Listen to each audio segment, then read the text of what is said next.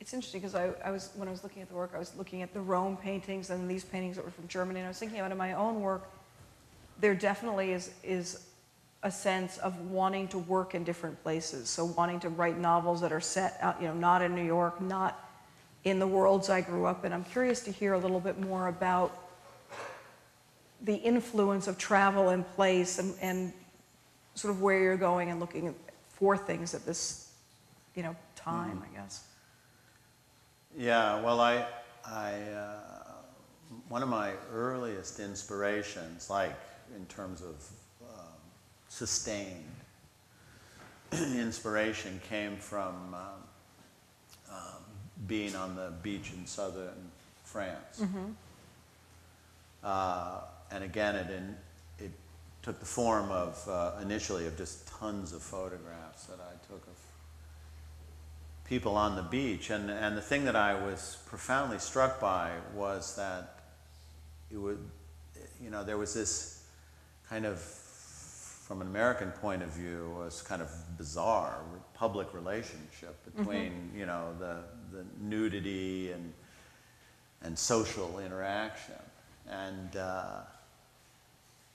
so I was, to my sort of kind of quasi-puritanical eyes, I was like, what is going on here? There were so many taboos that were presented. I mean, there was, not only was there the body taboo, but also there was this thing, there was racial taboos that were immediately came up, which was because you'd have these black Africans going around selling, artifacts, art things to people, and until I confronted it, I didn't realize how strong this sense that they're in an area they shouldn't be. That a naked woman, a white woman, and a black guy, and like whoa, and so it brought up all of this, all of my past and my prejudices and stuff that I had to confront, and so I had that. Then there was just this thing, which was great, because people, as I said, were, body language-wise, were behaving socially. They weren't behaving privately. So you could actually take these figures out of the beach and you could throw them into another situation, and then they'd look normal in that situation. They'd just be nude, or naked. So that was a huge kind of inspiration for me that sustained me for a long time. And then I went dead. And then I went to India.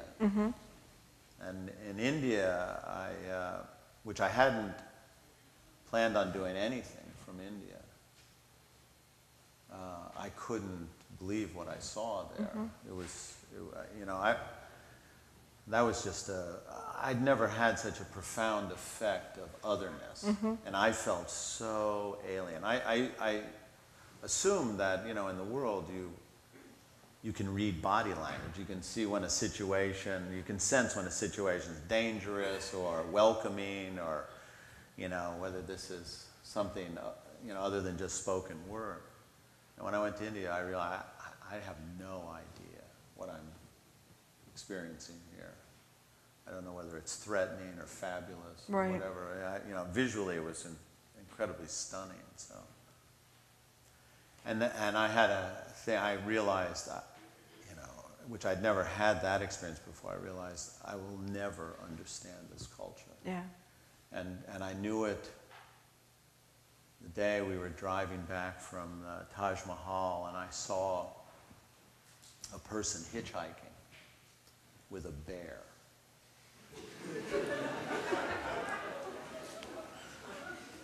On a leash, living, dead? Standing next to him. Really? Yeah. I just, you think, I don't know one person that would ever pick up a guy and his bear.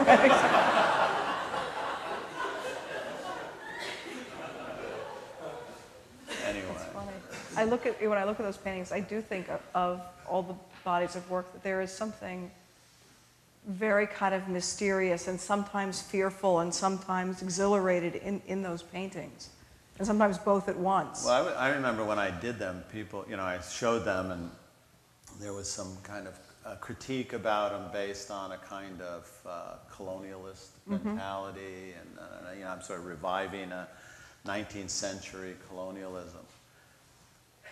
The reason I felt that it wasn't about that was because I think when you experience those paintings, you see that there's no sense of entitlement or possession on the part of the viewer, that Sure. they feel other, Right, you know, absolutely. excluded from this whatever it is we're looking at, and even though we're fascinated by it or, you know, mystified by it, whatever, we don't feel we control it, we don't feel better than it, you know, etc. So I thought it was okay to, you know, sort of approach that way. Right. But How do you, I mean, when you think about, is it just accidental that you go to India, that you go to Rome, that you go to Germany? Is it just the evolution of things that someone says, do you want to come here? And you just think, I'll go and look. I mean, I know for me, I definitely feel that different things happen in different cultures and people relate differently. And I mean, they do, that's also what interests me, is sort of how do they deal with each other and how do they negotiate and navigate, and sort of different representations of the self in some way. But I'm curious how you think about where you want to go, and like where are you going this year? yeah, well, I don't have any big plans this year, but a lot of it has to do with April. Yeah. That April has a more, a kind of a more fearless sense of the world than I do. So she'll say, let's go to Japan.